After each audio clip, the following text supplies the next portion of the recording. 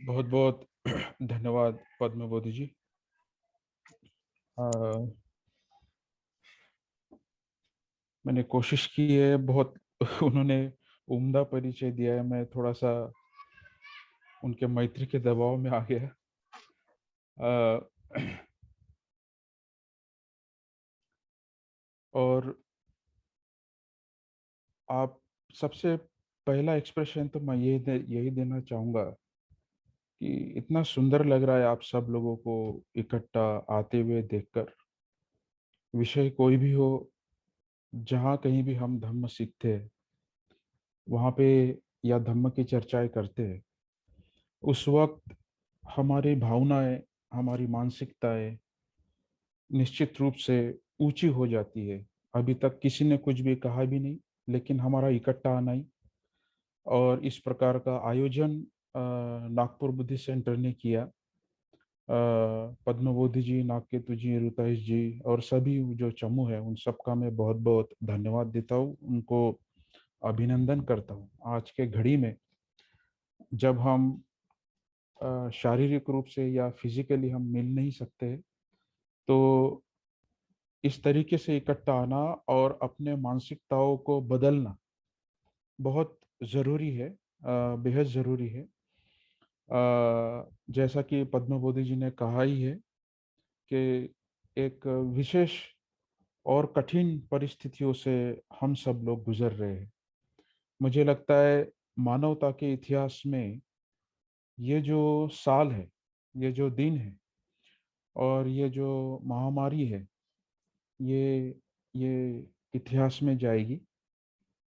केवल महामारी ही इतिहास में नहीं जाएगी, इसके साथ साथ दुनिया में संस्कृति, धर्म, राजनीति, समाज का जो प्रतिसाद है, वो प्रतिसाद भी इतिहास में जाएगा।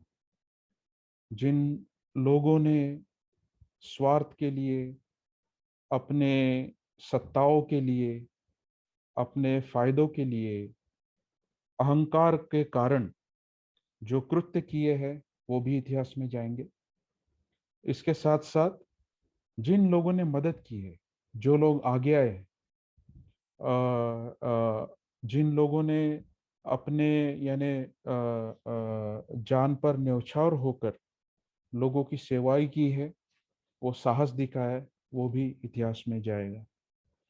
तो इस कठिन दौर पर, इस ऐतिहासिक दौर पर ऐसे प्रवचन मालिका का ऑर्गेनाइज होना या इसका आयोजन होना अपने आप में एक बहुत बड़ी बात मैं समझता हूँ। आप अपने घर में बैठकर जहाँ कहीं भी आप है, सुरक्षित है, स्वस्थ है और वहाँ आप धम्म सुन पा रहे हैं, इसके लिए मैं आप सभी को भी शुभकामनाएं देता हूँ। और जितने भी परिवार जन या जितने भी लोगों की मृत्यु हुई है इस महामारी में, उन सभी परिवार के लिए, उन सभी मित्रों के लिए, बौद्ध हो अबौद्ध हो, अ, उन सभी के लिए मैं दिल से संवेदनाएं व्यक्त करता हूँ। और अ, मैं इसलिए यह कह रहा हूँ कि इस विषय के बारे में कहना, इस विषय के बारे में सोचना, इस विषय के बारे में चिंतन करना और इसे सुनना भी अपने आप में एक बहुत बड़ी बात है, एक साहसपूर्ण बात है। और हो सकता है ऐसे प्रवचन मालिकाओं से या कम से कम इस, सबसे पहले मैं यही कहूँगा इस विषय के बारे में कि सबसे पहले मेरे पास जो भी यानी विषय आया है, इसको इंट्रोड्यूस करना या मैं इस विषय की जो ओपनिंग है, जो इसका सार है, इसका विषय ही प्रतीत्य समुत्पाद, संबोधि की दृष्टि और सार, यानी प्रतीत्य समुत्पाद ही संबोधि की दृष्टि है और संबोधि का सार है। इस विषय के ऊपर मैं बोल रहा हूँ और हमें यह रिकॉग्नाइज करना होगा, हमें यह स्वीकारना होगा कि यह अपने आप में एक गंभीर विषय है। गंभीर होने का मतलब सैड नहीं, या सीरियस होने का मतलब अ, निराश नहीं। गंभीर का मतलब यह एक गांभीर्य, यह पाली शब्द ही है। स्वयं बुद्ध ने ही प्रतीत्य समुत्पाद को गंभीर बोला है। एक प्रोफाउंड है, एक डीप, एक गहरा ऐसा विषय है। और ऐसे विषय को सुनने के लिए, समझने के लिए वैसी एकाग्रता भी हमें चाहिए। और कैसा मैं कहूँ, आपके सामने इस विषय के साथ साथ एकदम जो डायरेक्ट जो कोर है, एकदम जो इसका गर्भ है, वो धम्म का गर्भ ही आपके सामने आने की कोशिश कर रहा है। तो इसलिए इसे उस प्रकार से हमें समझना होगा। एक एक तरफ इसका फॉर्मूला है, जो जो इसका एक समीकरण है, जो नाकेतु जी ने बहुत ही सुंदर तरीके से चैंट किया। Thank you very much. जब उन्होंने मुझे सुनाया सुनाया था, मैं कुछ दिन बस वही गुनगुना रहा था अपने मन ही मन में। उन्होंने ही मुझे इंट्रोड्यूस किया उस मंत्र को। और हम सुनेंगे इसके बारे में अभी। और मैं यह भी बात कहना चाहता हूँ, इस कठिन विषय के साथ साथ कठिन समय के ऊपर टिप्पणी करते हुए, कि हम बहुत ही भाग्यशाली है। भाग्यशाली मतलब भाग्य की बात नहीं कर रहा हूँ, हम फॉर्चुनेट है, या हम अ, क्या कह सकते हैं कि एक एक बहुत ही पॉजिटिव बात है यह, कि हम सब लोग इसे सुनने के लिए जीवित है। हम इसे सुन पा रहे हैं। और मुझे तो भी ऐसे लगता है वैयक्तिक रूप से, इस विषय को सुनना, इसको समझना, इसका चिंतन करना, और उस विचार के साथ हमारे विचारों का मेल खाने की जो कोशिश है, जब तक हम जीवित है, यह अपने आप में एक शुभ, शुभ का मतलब एक कुशल या योग्य ऐसी बात है। हम्म? इस प्रकार का यह विशेष है, विषय है। इसलिए मैं पुनश्च एक बार आयोजकों को बहुत बहुत धन्यवाद देता हूँ कि मैं जीवित हूँ, मैं बोल पा रहा हूँ, और इस विषय के ऊपर मुझे चिंतन करने का उन्होंने मौका दिया।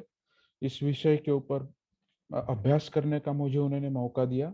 और आप सब लोगों के साथ रूबरू होकर इसे बांटने का भी उन्होंने मुझे मौका दिया। इतना गंभीर और महत्वपूर्ण विषय है, ऐसा हम कह सकते हैं। जैसा कि पद्म बुद्ध जी ने कहा ही है, यह धम्म की रीढ़ की हड्डी है। बुद्ध की कोई भी शिक्षाएं, और बुद्ध की ही नहीं, जो भी सत्य की शिक्षाएं हैं, जिसे हम ट्रूथ समझते हैं, उस सत्य की शिक्षाओं की ये रीढ़ की हड्डी है। जिस किसी ने भी सत्य को देखा होगा, वो इसे जानेगा ही, या इसे जाने बगैर वह सत्य नहीं जान सकता। इतना महत्वपूर्ण यह विषय है। और इसको इसको जानना ही अपने आप में एक एक संबोधि की प्राप्ति करने जैसा है। लेकिन यह इतना आसान नहीं है जितना आसान हम इसे समझते हैं। स्वयं संरक्षित जी कई बार कहते हैं कि हमने इस प्रतीत्य समुत्पाद या पटिच्य समुत्पाद के शिक्षा को इतना जनरलाइज या इतना नैरो कभी कभी हम कर लेते हैं, कि उसकी जो गहराई है उसे हम समझ नहीं पाते। और इसके कई संदर्भ, कहीं उपमाएं, कहीं उदान, कहीं सूक्तों में स्वयं बुद्ध ने इसकी चेतावनियां दी है। और बुद्ध ने ही नहीं, बुद्ध के पश्चात जितने भी जो टीचर्स आए हैं, जो मास्टर्स आए हैं, नागार्जुन हो, वसुबंधु हो, आचार्य नागार्जुन हो, वसुबंध आचार्य नागार्जुन हो, जितने भी थोर महापुरुष बौद्ध परंपराओं में आए हैं, वो जैन ट्रेडिशन से हो, तिबेटन ट्रेडिशन से हो, उन सब लोगों ने इसे पढ़े बगैर बौद्ध धर्म को वो सीख नहीं सकते। या जिन लोगों ने उसे गहराई से समझा है, उन्होंने उसे समझने की भी चेतावनियां दी है। इसलिए ये केवल 4 प्रिंसिपल में या 4 वाक्यों में जो भी नाकेतु जी ने कहा है, इमस्मिंग सति इदम होति, इमस्सा उपदा इदम उपज्जति, इमस्मिंग असति इदम न होति, इमस्सा निरोधा इदम निरुज्जति। यह केवल कहना या सुन लेना या उसका ट्रांसलेशन पढ़ना पर्याप्त नहीं है।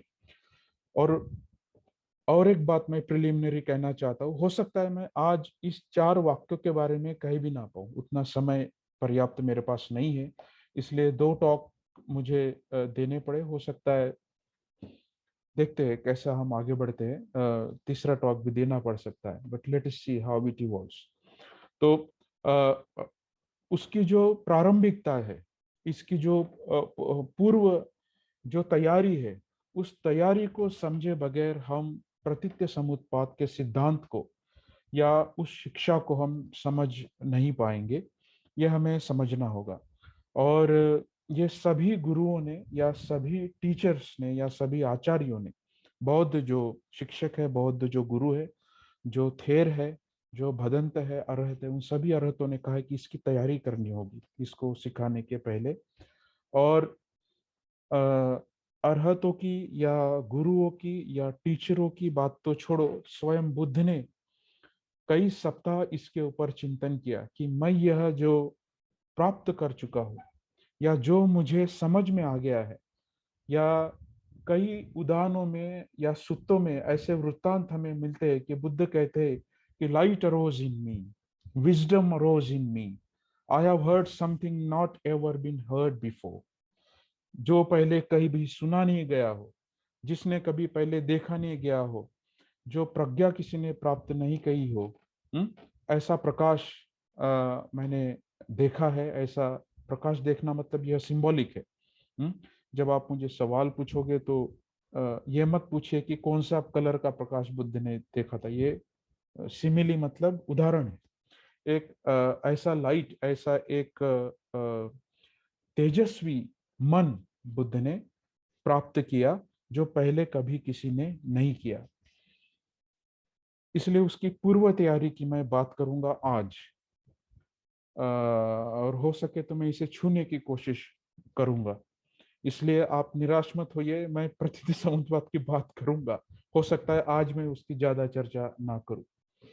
अ,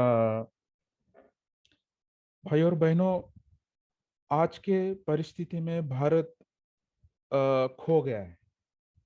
इंडिया इज लॉस्ट कंट्री। हम विभिन्न प्रभावों में, विभिन्न दृष्टियों में और विभिन्न धारणाओं में हम खो चुके हैं। और हमारी दृष्टि इस प्रकार से खो गई है कि शायद हम जो आज सामाजिक, राजनीतिक, सांस्कृतिक और धार्मिक सत्य को जो अनुभव कर रहे हैं, उसका एक विशेष परिणाम है कि आज एक एक मेजर कंट्रीब्यूटरी मैं कहूंगा, एक प्रमुख सहभाग ये दृष्टियां है मानवता के हानि को कर रही है या मानवता को यह हानि पहुंचा रही है। महामारी तो है ही, कोरोना पैंडेमिक तो है ही, लेकिन कोरोना पैंडेमिक के ऊपर अगर मिथ्या दृष्टियों का प्रभाव रहे, अगर अनुचित दृष्टिकोण का अगर प्रभाव रहे, तो वह ज्यादा हिंसा या हानि मानवीयता को करेगा, मानव जाति को करेगा, इसमें कोई भी संदेह नहीं है। और इसके उदाहरण आप सब लोग अपने सोशल मीडिया में या न्यूज में आप पढ़ रहे हो। तो इस भारत की अगर एक खोज करनी है, इस भारत को अगर खोजना है, तो हमें इसके प्राचीन जो बीज है, इसके जो एंशियंट सीड्स है, उस प्राचीन बीजों के तरफ हमें जाना होगा, हमें उसे देखना होगा और उसे हमें उचित दृष्टिकोण से देखना होगा। We have to use a right perspective, right view. सम्यक दृष्टि जिसे बुद्ध ने कहा है, सम्मा दिट्ठी जहां बुद्ध कहते हैं, उसकी मैं चर्चा नहीं कर रहा हूं, लेकिन मैं केवल शब्द का परिचय आपको निश्चित ही करवाना चाहता हूं। उस दृष्टिकोण से हमें भारत की एक खोज करनी पड़ेगी। इसके लिए मैं जितने भी आभार या प्रणाम बोधिसत्व बाबा साहब को करूं उतने कम है। आपने देखा होगा अपने तिरंगे पे एक चक्र लहराता है और वो चक्र एक गति या गतिशीलता का प्रमाण है या उसका द्योतक है। शायद जब ये एडवर्टाइज हुई थी सीरीज रुताइश ये शायद करेक्ट कर सकते हैं। चक्राकार और ऊर्ध्वगामी मार्ग, ऐसा कुछ तो भी इसका टाइटल हमने दिया था, प्रतीत्य समुत्पाद। तो एक चक्राकार और ऊर्ध्वगामी मार्ग है। तो उसके विषय में मैं कहूंगा, लेकिन चक्र के बारे में मैं कहना चाहता हूँ। ये जो प्रतीत्य समुत्पाद से जुड़ा हुआ एक विशेष जो सिंबल है वह है चक्र। वो भाव चक्र रहे या ऊर्ध्वगामी जो मार्ग है, ऊर्ध्वगामी चक्राकार मार्ग है, वो भी चक्र ही है। तो यह महत्वपूर्ण बात है कि उस चक्र को हम ठीक से समझें। उस चक्र ने एक उचित दिशा देकर, आज आपने अगर रुतायुष का अशोक, सम्राट अशोक जी के ऊपर अगर टॉक सुना होगा, तो उस चक्र की बात उन्होंने वहां की थी। उस चक्र ने इस भारत को निर्देशित किया था। उस चक्र ने इस भारत को गाइड किया था, उसका मार्गदर्शन किया था। और वह मार्गदर्शन बहुजन हिताय बहुजन सुखाय था। सभी लोगों के सुख के लिए और सभी लोगों के हित के लिए था। वहां पे जाति, वर्ण, लिंग, धर्म का भेद न करते हुए, यहाँ तक के जानवरों की तक खुशहाली वहां पे सम्राट अशोक जी ने की थी। उस चक्र ने इस भारत को गाइड किया था, और वही उसका सुनहरा, सबसे सुनहरा गोल्डन पीरियड भारत वर्ष का था। और आज तिरंगे पे वो लहराता है। बाबा साहब ने उसे उस मार्गदर्शन करने के लिए रखा था।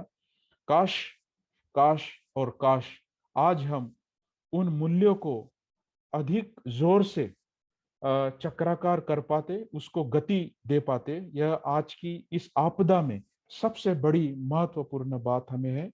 केवल तिरंगे को सलाम ठोक के या सलाम करके उसका आदर नहीं होता है। तिरंगे के ऊपर जो अशोक चक्र है, उन रंगों के जो अर्थ है, उनके मूल्यों को समझकर वहां के तले जो जनता रहती है, जो अवाम रहती है, उनका उनकी खुशहाली, उनकी सुरक्षितता, उनके स्वास्थ्य की सुरक्षितता करना वहां के हर नागरिक का, हर अधिकारी का, हर राजनेता का और हर सत्ता का एक नैतिक जिम्मेदारी है। बाबा साहब ने उसे मोरल ऑर्डर कहा है। बुद्ध एंड इस धम्मा में या और कहीं आप देखोगे, इवन एनिलेशन ऑफ कास्ट, कई सारे जगहों में बाबा साहब एक वैश्विक नैतिकता की बात करते हैं, एक मोरालिटी की बात करते हैं, एक मोरल यूनिवर्स की बात करते हैं, उस मोरल ऑर्डर की बात करते हैं। तो उस वो क्यों नहीं है, वो किस लिए आज हमें दिखाई नहीं देती है? या भारत से बौद्ध धर्म लुप्त होने के पश्चात जब तक बाबा साहब ने उसे रिवाइव नहीं किया, तब तक यह मूल्य कहाँ गए थे? इसका भी क्या कह सकते कि इन्वेस्टिगेशन करना, इसका परीक्षण करना बहुत महत्वपूर्ण है। तो यह चक्र हमें सीधा समस्या के जड़ तक ले जाता है। इसलिए मैं कह रहा था कि एकदम गर्भ, धम्म गर्भ दिए जैसा यह प्रवचन मालिका है या यह विषय है। इसलिए इधर उधर की बात न करते हुए यह सीधा जड़ के ऊपर जाता है, उस जड़ को खोजता है, उस समस्या को खोजता है, और वहां से उसका समाधान लाने की कोशिश करता है। वैसे देखा जाए तो चक्र अपने आप में न्यूट्रल है। चक्र कोई आइडियोलॉजी नहीं बताता है, चक्र केवल गति बताता है। अब वो प्रगति है या अधोगति है, यह आप तय करते हो। वो चक्र निर्धारित नहीं करता है। वह आप पे निर्भर करता है कि किस प्रकार से आप इस चक्र को देखते हो, कहां से इस चक्र में आप प्रवेश करते हो, कैसे आप इस चक्र से मुक्त होते हो। यह चक्र स्वयं काम नहीं करता है, वह आप है जो इस चक्र में प्रवेश करते हैं और उस चक्र से मुक्त होते हैं। यह महत्वपूर्ण बात है। तो चक्र, यह चक्राकार मार्ग हो, भव चक्र हो, जिसे हम कहते हैं, भव का मतलब होना। नाट्य तुझ ने कहा ना कि ऐसा है इसलिए वैसे होता है, दिस बीइंग दैट बिकम्स, यह होने के वजह से वह निर्माण होता है। यह चक्र में या उन निदानों में हम समझते हैं, जो लोग नए होंगे उनके लिए थोड़ा कुछ शब्द कठिन हो सकते हैं, लेकिन मैं कोशिश करूंगा उसे जितना आसान हो सके मैं करूं। तो चक्र अपने आप में न्यूट्रल है। चक्र अपने आप में एक प्रतीक है। जैसा मैंने कहा एक द्योतक है। और आ, ये चक्र हमें इनवाइट भी कर रहा है, यह हमें आमंत्रण भी दे रहा है कि आप सुगति को जाना चाहते हो या अधोगति को जाना चाहते हो। इसलिए भाई और बहनों, मैं मेरे पास समय कम होगा, हर विषय में मैं बहुत गहराई से नहीं जा पाऊंगा। लेकिन जिन परिवारों ने मित्र या परिजन खोए होंगे, बहुत आवश्यक है कि हम इस प्रतीत्य समुत्पाद को या धम्म को अपने मन में, अपने घर में, अपने जहां कहीं भी हम है वहां पे हम इसे अपने दिल में रखें। और अगर हम इस चक्र को सुगति की ओर ले जाने के लिए समझते हैं, सुगति की ओर जाने के लिए हम प्रयास करते हैं, तो निश्चित ही मुक्ति संभव है, निश्चित ही मुक्ति संभव है। नहीं तो जैसा कि मैंने पहले ही बताया कि सभी गुरुओं ने, अरहंतों ने और स्वयं बुद्ध ने इसकी चेतावनी भी दी है, अगर हम इसे ठीक से नहीं समझते तो हम दुर्गति को भी जा सकते हैं। हम्म? इस इस दौरान हम पैंडेमिक में मौत से काफी डरते हैं, लेकिन बौद्ध धर्म पुनर्भव के ऊपर विश्वास रखता है। और हम देखेंगे पुनर्भव एक महत्वपूर्ण शब्द है। ये मैं सारे शब्द आपको इंट्रोड्यूस कर रहा हूँ। फिर से होना, पुनर् मतलब पुनः, भव मतलब होना, पुनर्भव होने के ऊपर बौद्ध धर्म विश्वास करता है। तो हम अक्सर हमारा जो भाव है उसे खोने के डर में ही जो पुनर्भव हम हो सकते हैं उसको नजरअंदाज करते हैं, उसको हम भूलते हैं। हमें लगता है कोरोना मुझे हो जाएगा, या इसको हो गया, इसकी डेथ हो गई, मुझे हो जाएगा, मैं मर जाऊंगा या मर जाऊंगी। यह भय में हम जीते हैं। लेकिन जब हम जिंदा है तब हम कुछ बन सकते हैं, तब हम उस भय के ऊपर उठ सकते हैं, तब हम निर्भय हो सकते हैं, तब हम अभय हो सकते हैं। इस बात को हम भूल जाते हैं। तो यही चक्र हमें इनवाइट करने की कोशिश कर रहा है कि आप इस प्रकार से इस श्रृंखलाओं को, इन निदानों को, इस कनेक्शन को, इस डिपेंडेंट अराइजिंग को, कार्य कारण भाव को, परिस्थिति सापेक्षता को हम ऐसे समझे ताकि हम निकृष्ट ना हो, हम डरे नहीं, हमारा मनोबल नीचा ना हो, अपितु हमारी जो मनोबल है, हमारा जो धैर्य है, वो धैर्य बढ़े, उसकी वृद्धि हो। और हम जिस किसी भी अवस्था में है उस अवस्था से हम ऊपर उठे, वहां से हमारी मानसिकता ऊंचे हो, हमारे मोरल्स हाई हो। हम्म? इसके उदाहरण प्रतीत्य समुत्पाद के बल पर ही अंगुलिमाल अहिंसक बने, अरहत बने। ऐसे कई ब्राह्मण थे जो जाति प्रथा को या वर्ण व्यवस्था को मानते थे। वो संघ में आकर उन्होंने अपनी जाति की जो पहचान है, आइडेंटिटी है, उसको त्याग दिया। कई राजाएं हैं जिन राजाओं ने, अनाथ पिंडक, प्रसेनजीत या अजात शत्रु जैसे लोगों ने कई बड़े दान बुद्ध के संघ को दिए। यह प्रतीत्य समुत्पाद के बल पर ही है। वो लोग नहीं है, हम लोग भी कल नहीं रहेंगे। लेकिन जब हम हैं, जब हम सोच पा रहे हैं, जब हम समझ पा रहे हैं, तब हमें समझना होगा कि कैसे मैं इस चक्र को समझूं, किस प्रकार से इस भव चक्र को समझूं, पुनः पुनः होना, इसको मैं समझूं। और जो दुख या जो भय या कैसे मैं कहूँ, जो परिस्थिति है, कंडीशन जिसे कहते हैं, संस्कार जिसे कहते हैं, वो संस्कार बहुत स्तर पर अभिव्यक्त होते हैं। वो मात्र मृत्यु के भय पर नहीं होते। पैंडेमिक के पहले भी लोगों की मृत्यु होती थी, पैंडेमिक के पश्चात भी लोगों की मृत्यु होगी, या हम हमेशा ही जीवित नहीं रहेंगे। यह सत्य है, यह एक सत्य है। लेकिन किस प्रकार जो मेरे पास समय दिया गया है, जो मेरे पास समय है, उससे मैं दुख मुक्ति की ओर बढ़ूं, उससे मैं सुगति की ओर बढ़ूं, उससे मैं ऊर्ध्वगामी या बढ़ोतरी की ओर मैं बढ़ूं, यह महत्वपूर्ण है। यह हमारा मुख्य सार है, यही हमारा पर्पज है प्रकृति समुत्पाद को समझने का। नहीं तो जैसा मैंने कहा, रिवॉल्यूशन तो बुद्ध ने किया, लेकिन काउंटर रिवॉल्यूशन की भी ताकतें इस देश में बढ़ रही है। मैं पब्लिक फोरम में बोल रहा हूँ, और मुझे यह बोलते हुए कोई भी संदेह नहीं होता है कि प्रतिक्रांति की जो ताकतें हैं, जो इस धम्म को एक सुगति के चक्र की ओर ले जाना चाहिए, उस सुगति के चक्र की ओर ले जाने के बजाय यह शायद किसी और बढ़ रहा है। इसका अवेयरनेस, इसकी जागरूकता हमें रखना बेहद आवश्यक है।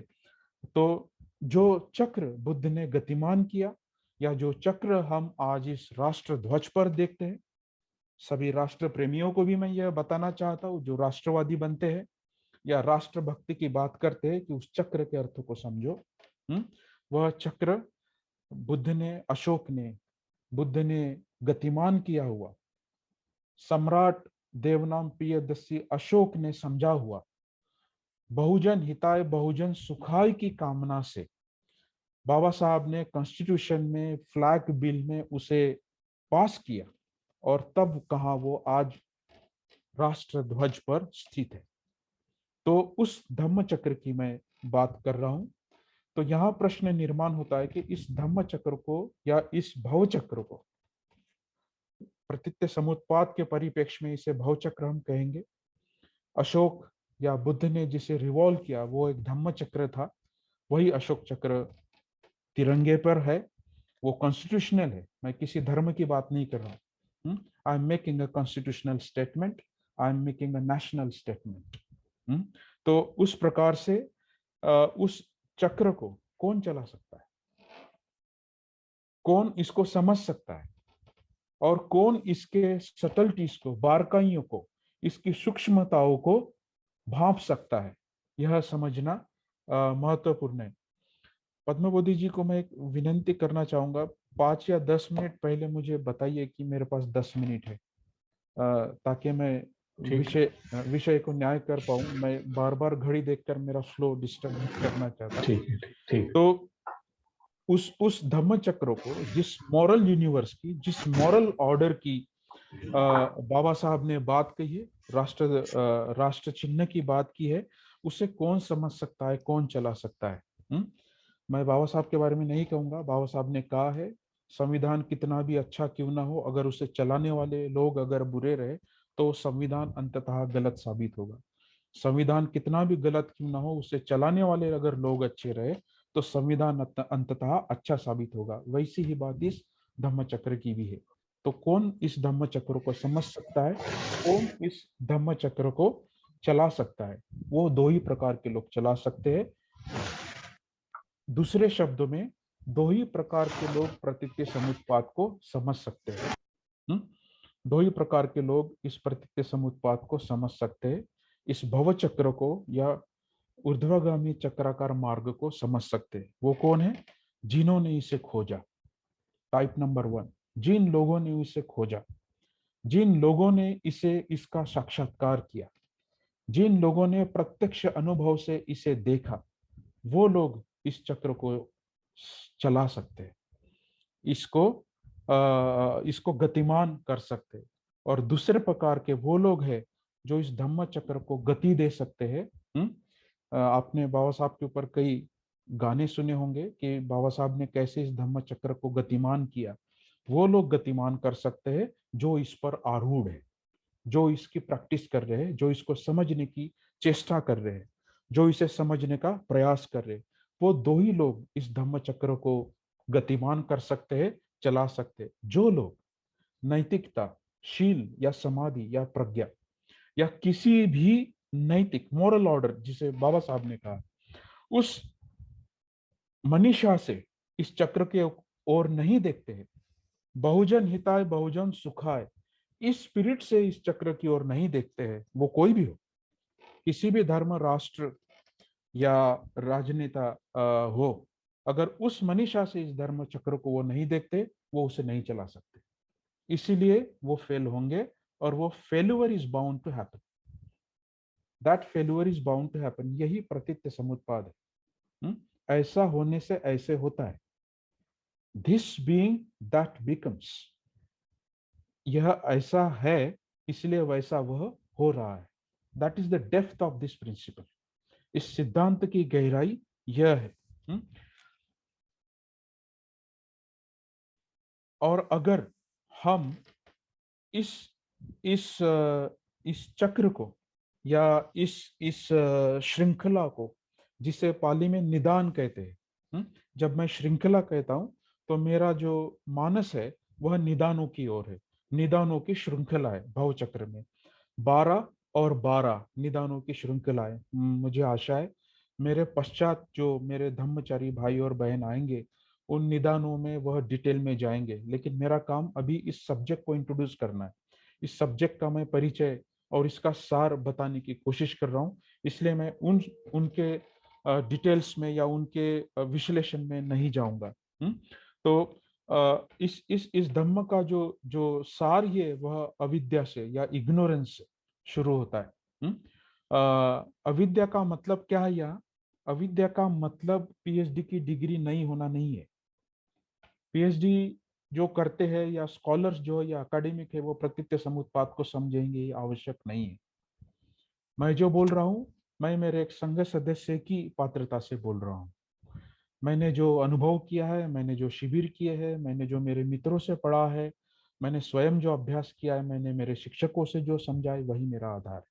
मेरी यूनिवर्सिटी, मेरी पीएचडी, मेरा रिसर्च इसका आधार नहीं है। निश्चित रूप से वो मदद करेगा अगर हम उसके दृष्टि को उत्क्रांतित करते हैं, इवॉल्व करते हैं, उसको अगर उजागर करते हैं तो।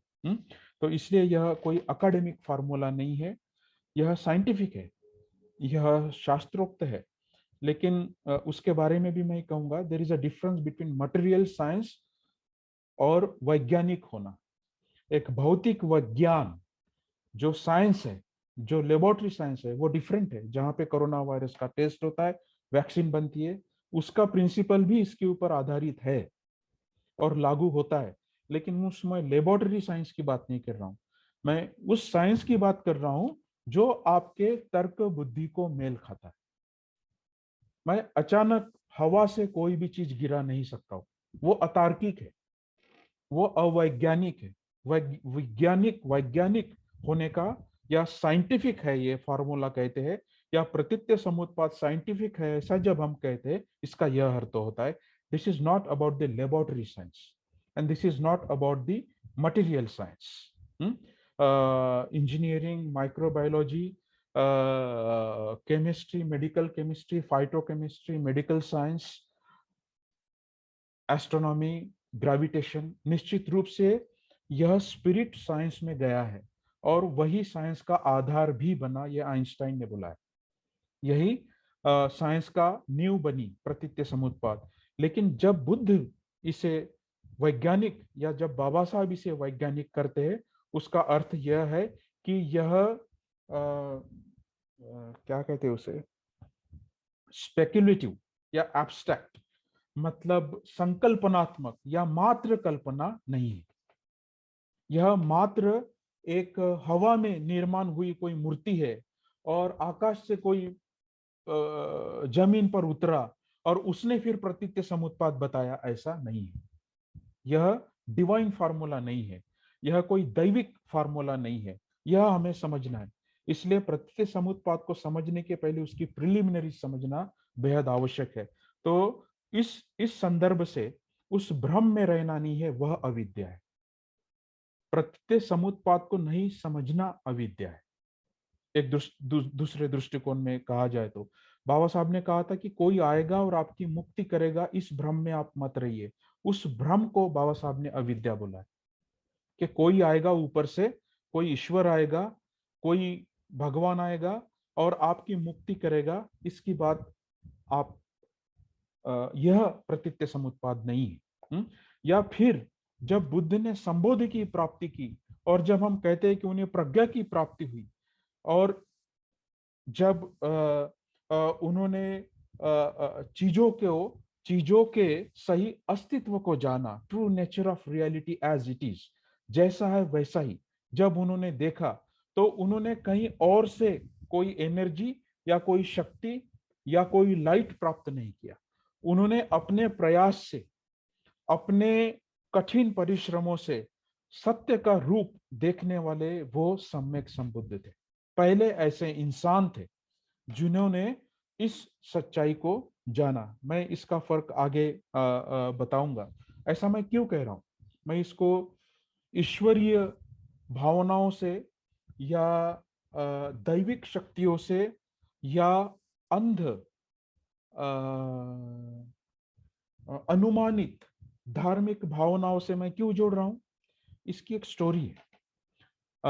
एक अब्राह्मणिक रिलीजन्स जो है, Christianity, Islam, Judaism, Zoroastrian,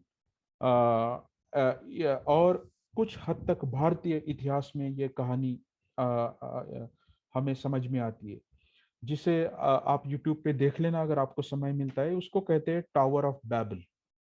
tower of Babel की एक कहानी है। टावर ऑफ बैबल की कहानी क्या है कि टावर मतलब एक स्तंभ, एक बहुत बड़ा विशाल, जैसा कुतुब मीनार से कई गुना बड़ा विशाल, ऐसा एक टावर इंसानों ने बनाने की कोशिश की थी। और उस जो लैंड ऑफ शिनार है, शिनार नाम की एक जगह है इजराइल के पास, इराक के पास, उस एरिया में, मिडल ईस्ट के एरिया में, वहां पे उस शिनार में यह एक टावर बनाने की कोशिश की थी। और उस इंसानों ने क्या किया था कि उन्होंने ईश्वर को तो देखा नहीं था, उसकी भक्ति, उसकी श्रद्धा करके उन्होंने वो टावर बनाने की कोशिश की। टावर ऑफ बैबल कहते उसे। और वो इतना ऊंचा बनने की उसकी कामनाएं थी कि that would become the gateway to heaven. वो स्वर्ग के लिए या ईश्वर के लिए द्वार बन जाएगा और हम ईश्वर तक पहुंच पाएंगे। ऐसी इसकी धारणा है। यह बौद्ध धर्म की कहानी नहीं है। मैं history of religion in general बता रहा हूँ। धर्म के इतिहास में एक महत्वपूर्ण बात मैं बता रहा हूँ। उसे गेट ऑफ गॉड कहते थे। कि उससे हम ईश्वर तक पहुंच जाएंगे, ऐसे इंसान मानते थे। और जब यह ईश्वर को पता चला, यह गॉड को जब पता चला, तो ही बिकेम सो अपसेट। उनको उनको बहुत दुख हुआ और वो उनको गुस्सा आया कि इंसान मेरे जैसा बनने की कोशिश कैसे कर सकता है। उसने ये चेष्टा कैसे की, उसने ये जरूरत कैसे की कि वो मेरे जैसे बन जाए या मुझ तक पहुंच पाए। तो उनका जो पावर है या उसका जो एरोगेंस है वो बाहर आ गया। और गॉड बिकम सो एंग्री। वो भगवान बहुत गुस्सा हो गए और उन्होंने क्या किया, उन्होंने एक कर्ज दिया मानवता को। यानी उस कहानियों के अनुसार, वो आपको बाइबल में, हिब्रू बाइबल में और सभी इन धर्म शास्त्रों में मिलती है। तो उन्होंने एक कर्स दिया, उन्होंने एक अभिशाप दिया कि पहले एडम और ईव जब थे तो उनकी एक ही लैंग्वेज थी, एक ही कल्चर था, अकॉर्डिंग टू बाइबल और कुरान और हिब्रू बाइबल और अब्राह्मिक रिलीजन, उनके अनुसार। तो वो एक दूसरे को समझ पाते थे। तो उस गॉड ने क्या किया, उसने लैंग्वेज दी, भाषाएं दी, अलग अलग कल्चर दिए और अलग अलग उनकी संस्कृतियां दी और अलग अलग कम्युनिटी बनाई, सोसाइटी बनाई, ऐसा वो मानते हैं। चूंकि वो अलग अलग भाषाएं बोलने लगे, फिर अलग अलग संस्कृतियों में पनपने लगे, वो एक दूसरे को समझ नहीं पा रहे थे। तो गॉड ने उनको कंफ्यूज कर दिया ताकि वो उन तक पहुंच ही ना पाए। कहानी का मोरल क्या है? मानवीय समाज में यह जो संभ्रमता है, ऐसा मानव जाति ही मानती है। बौद्ध या बुद्ध की शिक्षाओं को फॉलो करने वाले या उनका अनुकरण करने वालों को छोड़कर, कि यह ईश्वरीय सत्ता है जो इंसानियत को चलाती है। और हम जो कंफ्यूज है, हम जो एक दूसरे में लड़ रहे हैं, वो ऊपर वाला कर रहा है। इसलिए वो टावर कभी बना नहीं और वो कभी बनेगा नहीं, ऐसा अभिशाप उनको मिला।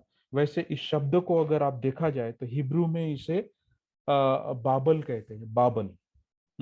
हिब्रू में बाबल का अर्थ होता है कंफ्यूजन, समझना नहीं, कंफ्यूज हो जाना, संभ्रम में आ जाना। तो हिंदी में हम बोलते हैं ना, बबाल मचा दिया। हम हिंदी में अक्सर बोलते हैं ना, ये क्या बबाल मचा रखा है, कुछ समझ में नहीं आ रहा है। तो वो बबाल शायद वहां से आया होगा। तो इस प्रकार की भाषा हो गई और इंसानियत में एकता नहीं रही। और उस डिसयूनिटी के कारण आप जो सफरिंग हो रही है, आपको जो दुख हो रहा है, उसके ऊपर कौन नियंत्रण करेगा? ईश्वर करेगा, कोई गॉड करेगा। और तभी आपकी मुक्ति संभव है। तो इस प्रकार से जो मानवीय जात है वो अपाइज हो गई। ये जो दृष्टिकोण है, इंसानियत ने जो माना है, इंसानियत ने जो अपनाया है, वो आज तक भी बुद्ध को अगर छोड़ दिया जाए या बुद्ध शिक्षाओं को अगर छोड़ दिया जाए तो बुद्ध ही उसके लिए मात्र एक अपवाद थे। मेरा पॉइंट समझ में शायद आया हो आप लोगों को। मैं अभी शिविर में नहीं हूं, ये शिविर में समझना है आप सब लोगों को। आप सब लोग शिविर में आइए पैंडेमिक के बाद। इसलिए आपके मुक्ति के लिए आपकी जो निर्भरता है वह ईश्वरीय है। आपके दुख मुक्ति की जो निर्भरता है वह ईश्वरीय है। और गॉड के अलावा, ईश्वर के अलावा आपकी मुक्ति कोई और नहीं दे सकता। यही इसका समान रूप अगर हम भारतीय इतिहास में या शास्त्रों के या धर्मों के इतिहास में भारतीय कॉन्टिनेंट में अगर हम देखते हैं तो विश्वामित्र ने भी ऐसी तपस्या की थी इंद्र को हराने के लिए। गॉड का जो रेल्म है, ईश्वरीय सत्ता को हासिल करने के लिए, तो उसकी भी हार हुई थी। ये एक मिथ है, मिथक है, उसको सच्चाई है मत लीजिए, उसको हिस्टोरिकल स्टोरी मत लीजिए। लेकिन हिस्टोरिकल बुक्स में या एंशियंट हिंदू स्क्रिप्चर्स में हमें यह कहानी मिलती है। तो इस प्रकार से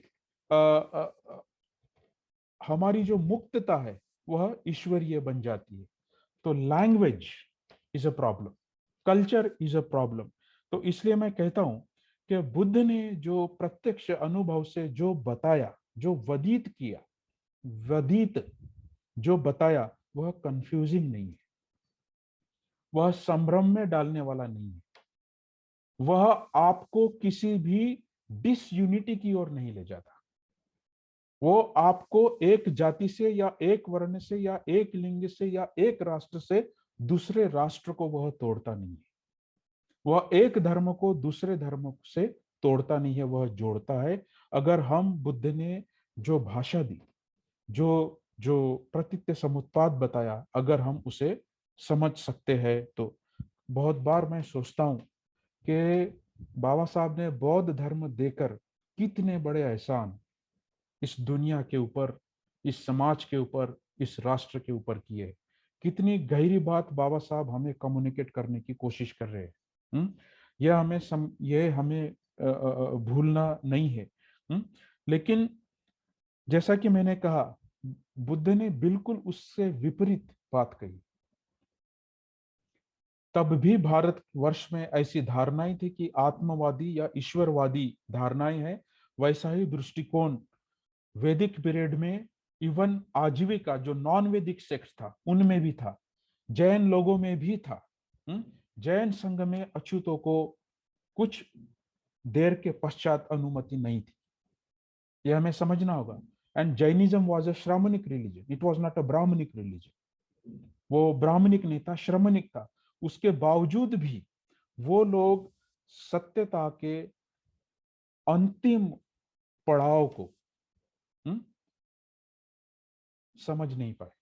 उस प्रतीत्य समुत्पाद को, क्यों चीजें ऐसी है, सत्यता का अंततः रूप क्या है, उसका एंड क्या है, दुख मुक्ति का एंड क्या है, उसके ऊपर किसके ऊपर निर्भर रहा जाए और किस सिद्धांत को हम माने ताकि हमारी मुक्ति हो, वो ज्यादातर संप्रदाय नहीं समझ पाए। निश्चित रूप से बुद्ध के शिक्षाओं का जब अन्य धर्मों के ऊपर प्रभाव पड़ा तो वो शिक्षाओं का प्रभाव या इसके कुछ लिंक्स हमें सभी रिलीजियस टीचिंग में मिलते हैं। यह दावा करने में मुझे कोई संदेह नहीं है। इसके वो गीता में हो, वो पुराणों में हो, वो वेदांतों में हो, या फिर अन्य अब्राह्मणिक रिलीजन्स में हो, इसका जो प्रभाव है, या इस जो ह्यूमैनिटी जिसे कहते हैं, अहिंसा जिसे कहते हैं, या कुछ तो भी ऐसी उच्च बात है जिसके ऊपर इंसानियत ने निर्भर रहना चाहिए।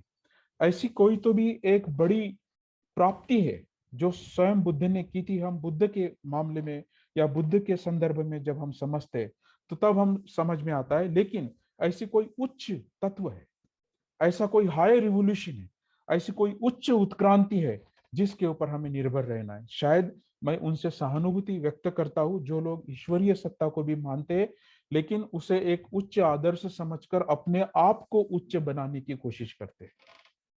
तो मैं उनसे सहानुभूति व्यक्त करूंगा उनसे मैं कुछ हद तक सहमत रहूंगा। लेकिन अगर आप ईश्वर ने दिया है इसलिए ऐसा करना है, इस अनैतिक इमोरल ऑर्डर को जब हम निर्माण करते हैं, हम जब भेदाभेद करते हैं जाति के आधार पर या वर्ण के आधार पर, या मेरा भगवान या तेरा धर्म, यह कोई भी बात बुद्ध ने नहीं की। तो जो उन्होंने बताया, ये बुद्ध ने बुद्धिज्म फाउंड नहीं किया। बुद्ध ने बुद्धिज्म शब्द इस्तेमाल नहीं किया। बुद्ध ने क्या किया? बुद्ध ने धम्म सिखाया। उन्होंने धम्म चक्र गतिमान किया। उन्होंने जो चीजों का वास्तविक रूप है, ट्रू नेचर ऑफ रियलिटी जिसे अंग्रेजी में कहते हैं, उसको उन्होंने बताया। जो सत्य है वह उन्होंने कहा। बुद्ध ने असत्य कोई भी बात नहीं की। और उसकी रीढ़, जो पद्म बुद्धि जी कह रहे थे, ये उसकी रीढ़ है कि वो सत्य क्या है, वो प्रतीत्य समुत्पाद क्या है, यह उसकी रीढ़ है। और बुद्ध ने अपना अनुभव हमारे साथ बांटा है। हमारा अनुभव उन्होंने बताया है कि किस प्रकार इस धम्म चक्र को, या इस भव चक्र को, सॉरी धम्म चक्र को नहीं, भव चक्र को जो दुख देता है, उसको हम कैसे तोड़ सकते हैं, कैसे हम उससे बाहर निकल सकते हैं। जो आपने भव चक्र को अगर देखा होगा, भव चक्र में आप अगर देखोगे तो तीन जो प्राणी है, सांप जो द्वेष का प्रतीक है, मुर्गा जो लोभ का प्रतीक है, और सुअर जो मोह का प्रतीक है, वो एक दूसरे की पूंछ पकड़कर घूम रहे हैं। वह चक्राकार मार्ग में घूम रहे हैं। तो बुद्ध ने उसे कैसे तोड़कर उससे मुक्त होने का मार्ग बुद्ध ने हमें बताया। वही प्रतीत्य समुत्पाद कहलाया। वही प्रतीत्य समुत्पाद कहलाया। वही प्रतीत्य समुत्पाद है। कि किस प्रकार हम इस चक्र को तोड़कर मार्ग हम पा सकते हैं। लेकिन यह समझना जरूरी है, बुद्ध ने अपने अनुभव को अभिव्यक्त किया। इसमें एक एक एक डीप सीक्रेट है, मैं जो बताऊंगा। निश्चित रूप से यह एक फिलोसॉफिकल स्टेटमेंट जैसा लगता है, एक दार्शनिक तत्व जैसा लगता है कि this being that arises from arising of this that arises.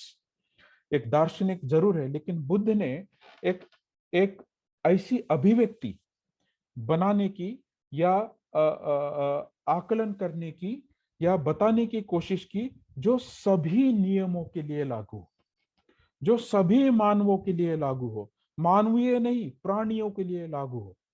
आप देखोगे भाव चक्र में 6 लोक है, उन सभी लोकों के लिए लागू हो। जो मृत्यु लोक है, मनुष्य लोक है, प्रेत लोक है, असुर लोक है, देवलोक है, उन सभी रेलम ऑफ एग्जिस्टेंस, जहां जहां भी अस्तित्व की इतनी भी संभावना है, पॉसिबिलिटी है, उस सभी रेलम के लिए वह लागू हो। ऐसा एक हाईली जनरलाइज फार्मूला, एक उत्कृष्ट सर्व सामान्य तत्व क्या होगा, वह तत्व बुद्ध ने पेश करने की कोशिश की। बुद्ध हमें यह स्वयं बताते हैं कि कैसे उन्होंने स्वयं इन संस्कारों को देखा, इस अविद्या को देखा, और कैसा उन्होंने इस कंडीशनिंग, यह संस्कारिकता को उन्होंने नष्ट किया, और उन्होंने एक अनकंडीशन माइंड, असंस्कारित मन की प्राप्ति की, एक संबोधि की प्राप्ति की। इसीलिए यह डिवाइन फार्मूला नहीं है। क्यों नहीं है? क्योंकि एक मानव ने, जो एक सर्वसामान्य मानव नहीं है, जो ईश्वर हो जाता है इसलिए वह ग्रेट होता है, ऐसा नहीं है। क्योंकि इस फार्मूले में ही उसका सत्य छुपा हुआ है। स्वयं ब्रह्म संपत्ति आते हैं, एक घुटना जमीन पर टेकते हैं और बुद्ध के आगे याचना करते हैं कि आपको जो प्राप्त हुआ है वो समस्त प्राणी, देव, प्रेत, सूर, असुर, मानव जाति के कल्याण के लिए आप इसे बताएं। तो इसलिए जब मैं इंसान कहता हूं तो हमारे तुम्हारे जैसा वो इंसान नहीं है। एक प्रबुद्ध मानव, बाबा साहब के बुद्ध एंड इस धम्म के लैंग्वेज में, एक प्रबुद्ध मानव, एक संबोधि प्राप्त, एक प्रज्ञा प्राप्त व्यक्ति की वह वाणी है, उनकी वह अभिव्यक्ति है, उनका वह सार है। और वो क्या है? दुख को जानना और दुख की मुक्ति देना, यही धम्म का सार है। दुख को बताना और दुख से मुक्त होना। यह बुद्ध के अपने जीवन में हमें स्पष्ट रूप से दिखता है। तो मैं अभी दूसरे मेरे पड़ाव में प्रतीत्य समुत का पाद में बुद्ध के जीवन का 10 मिनट है पद्मोदी। 5 minutes. Okay, you can take 10 minutes. हाँ, थैंक यू। बुद्ध के जीवन का ही मैं पड़ाव बताता हूँ। पहले जो बुद्ध के जो दृश्य थे कि उन्होंने एक बीमार व्यक्ति को देखा, वृद्ध व्यक्ति को देखा, और फिर उन्होंने एक डेथ या प्रेत यात्रा देखी। उससे बुद्ध जान गए कि संसार दुखमय है। और फिर उन्होंने एक भिक्षु को देखा, एक रिनांशिएट व्यक्ति को देखा, और तब उन्होंने देखा कि उसका मार्ग मेरे ही जीवन में मौजूद है। यह उसका सार है, मैं उसको स्टैब्लिश नहीं करूंगा। दूसरा उदाहरण बुद्ध के जीवन में हमें मिलता है, वह मध्यम निकाय में हमें मिलता है। आर्य पर्यसन सूत्र को अगर अब आप पढ़ोगे, मध्यम निकाय के 26 नंबर का वह सूत्र है। बुद्ध ने देखा कि मैं स्वयं वृद्धत्व होने का, बीमार होने का, या मृत्यु का विषय हूं। मैं एक मृत्यु का विषय हूं, मैं एक बीमारी का विषय हूं, मैं एक वृद्धावस्था में जाने का विषय हूं। तो फिर मैं सुखी कैसे हो सकता हूं? I am no more exception to this. मैं स्वयं भी उससे अपवाद नहीं हूं। तब बुद्ध ने बताया कि तब अगर यह सब विषय है तो इस विषय के परे जाने के लिए मुझे मार्ग खोजना होगा। मैं इसके खतरे को समझता हूं, मृत्यु के खतरे को समझता हूं, बीमारी के खतरे को समझता हूं, और इस अनित्यता के स्वभाव को मैं समझता हूं। इस स्वभाव के परे जाने के लिए मुझे इन बंधनों से मुक्त होने के लिए, एक दुख रहित, क्लेश रहित मन पाने के लिए, मैंने वो जो सुप्रीम सिक्योरिटी है, जो एक अंततः जो सुख पद प्राप्त जो अवस्था है, उस अवस्था में प्राप्त करने के लिए मैंने कोशिश करनी चाहिए। वही धम्म खोज बुद्ध ने जो खोजी है उसे प्रतीत्य समुत्पाद कहते हैं। और एक विशेष बात है, बुद्ध ने यह कहा कि मैंने उसे खोजा, ऐसे बुद्ध ने नहीं कहा। बुद्ध ऐसे कहते हैं कि जैसे संयुक्त निकाय और दिग्घ निकाय में हमें यह उपमा मिलती है कि कोई गहरे जंगल में कोई व्यक्ति खो गया हो और अचानक उसे सुंदर शहर मिल जाता है, अचानक उसे सुंदर राजधानी मिल जाती है, अचानक उसे सुंदर कोई ऐसी जगह मिल जाती है। ऐसे ही तथागतों ने सत्य को या प्रतीत्य समुत्पाद को खोजा है, ऐसा बुद्ध ने कहा है। तथागतों ने खोजा है। तथागत मतलब ऐसे आए और ऐसे गए। तो मेरे पहले भी जिस सनातन या इस एंशियंट पाथ पर, इस प्राचीन मार्ग पर चलकर मेरे पहले के बुद्ध ने जो खोजा, आज मुझे वो मिल गया है। तो वहां बुद्ध की एक खूबी देखिए, वहां उनका जीनियस देखिए कि ऐसे तथागतों की शिक्षा है, उस मार्ग को मैंने खोजा है, ऐसा बुद्ध ने बोला है। ये नहीं कहा कि सिद्धार्थ गौतम ने जो शाक्यों का प्रिंस था उसने उसे खोजा है।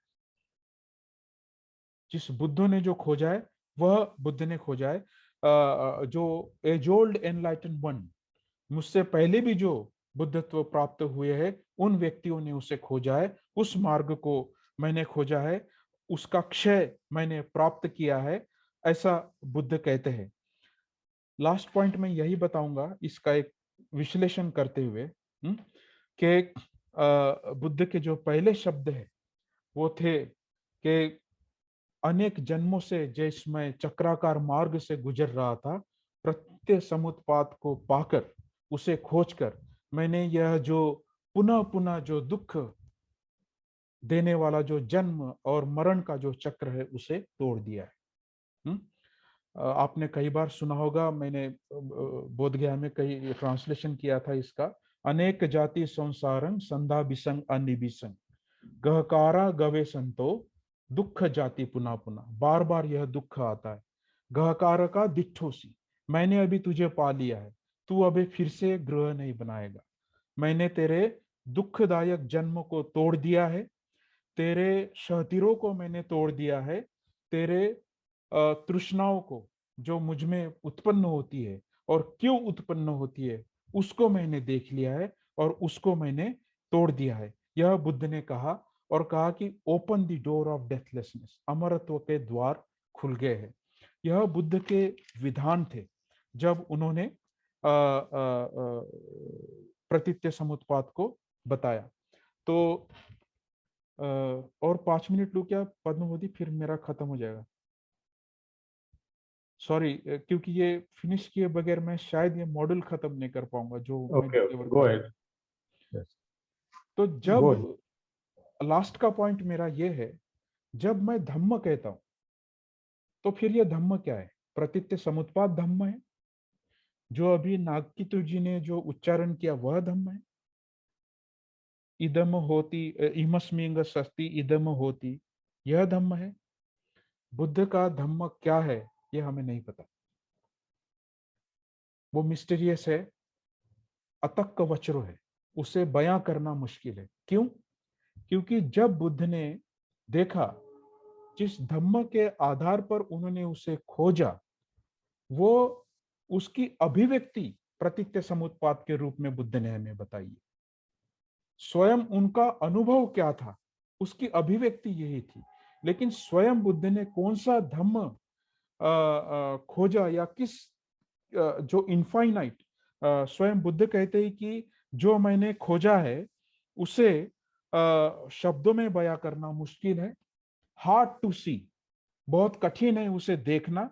हार्ड टू डिस्कवर, यह मध्यम निकाय में, संयुक्त निकाय में और पाली के कई सूत्र में यह अभिव्यक्तियां आती है। यह बहुत सूक्ष्म है, सबलाइम है। सबलाइम मतलब दहला देने वाला है, आपको हिला देने वाला है। Only vice can experience it, केवल जो संबोधि प्राप्त व्यक्ति है वही उसे अनुभव कर सकते हैं।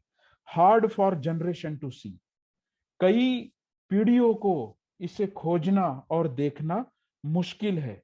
यह प्रतीत्य समुत्पाद है, और वह अभिव्यक्ति करने की कोशिश एक फार्मूले में हमें समझाने के लिए बुद्ध ने की।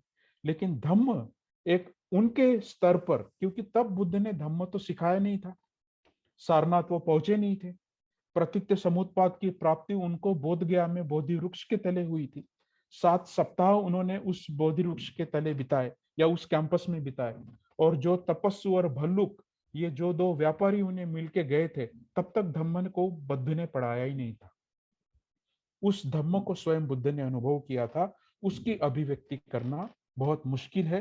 वो लोकोत्तर है, अलौकिक है, अतक्क वचरो है,